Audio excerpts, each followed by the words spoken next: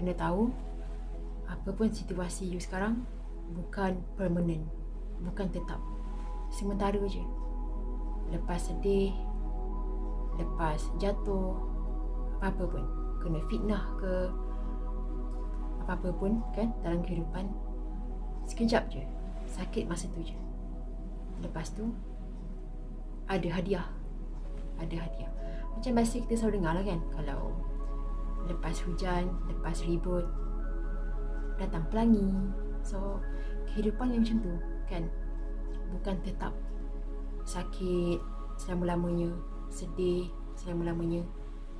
Bila tengah sedih, tengah sakit, tengah kecewa, apa pun masalah, perasaan masa tu, enjoy.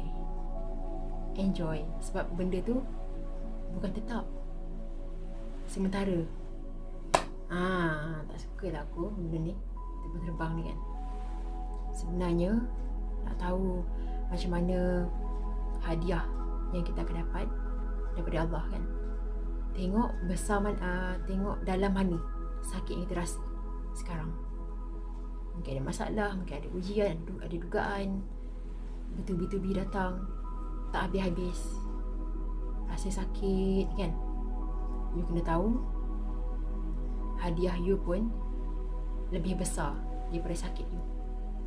Cuba ingat balik, mungkin ada masalah sebelum ni, ada ujian, ada kesakitan sebelum ni kan, sementara.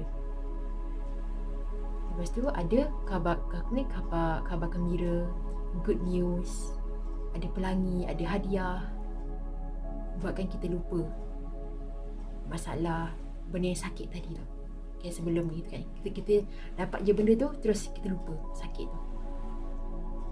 Sebab macam tu, macam mana you rasa sakit sekarang, bertubi-tubi masalah tak habis-habis, macam tu juga nanti hadiah, bertubi-tubi tak habis hadiah tu. Atas pengalaman dia sendiri, banyak terjadi. Tapi biasalah kita masih hidup dalam dunia ni kan. Ada masalah, selesai, dapat hadiah. Lepas tu ada masalah lain pula.